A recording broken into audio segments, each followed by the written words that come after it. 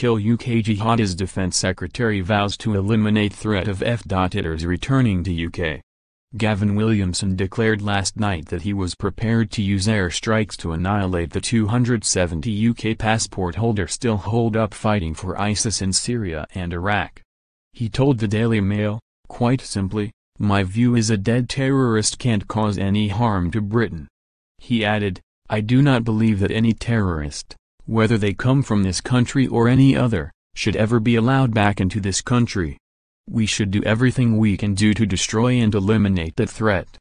Mr. Williamson, who was installed as defense boss after Sir Michael Fallon stepped down last month following sex assault allegations, has made the starkest comments yet on the issue. In contrast, Max Hill, QC, the independent reviewer of terrorism legislation, took a more lenient approach when he said that the young people who had traveled to Syria to fight should be allowed back home to the UK. He sparked condemnation after saying that many who joined ISIS were naive and he didn't want to lose a generation who went to fight. Mr. Hill told the BBC, "We are told that we do have a significant number already back in the country who have previously gone to Iraq and Syria. That means that the authorities have looked at them and looked at them hard and have decided that they do not justify prosecution, and really we should be looking towards reintegration and moving away from any notion that we are going to lose a generation to this travel." He added, "It's not a decision that MI5 and others will have taken lightly." But Home Affairs Select Committee boss Yvette Cooper hit back, blasting that traveling to a war zone to join an extremist terrorist group is a crime. "We must be clear that there will be serious consequences for those who take this dangerous course of action. At least 800 UK citizens are in Iraq and Syria fighting on behalf of the Islamic State. Government figures show that half have returned home, 130 have been killed, and 270 are left fighting in the region." According to the Daily Mail, RAF pilots are using stealth tactics to assassinate the British jihadis left fighting in the Middle East.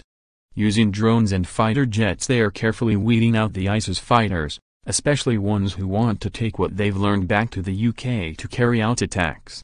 The RAF have stepped up their killing spree in the wake of a series of deadly terror attacks in the UK and Westminster, London Bridge, Parsons Green, Finsbury Park and Buckingham Palace.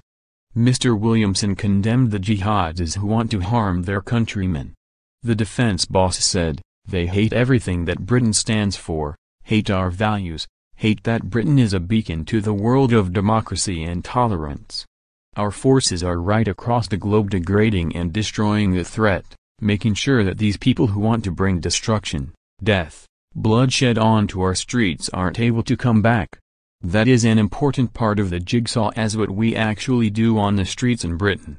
Every day we have got British service personnel making a difference to make sure some of those people that want to cause that harm are never able to come back to this country. That is something I am incredibly proud of. Make sure there is no safe space for them, that they can't go to other countries preaching their hate, preaching their cult of death.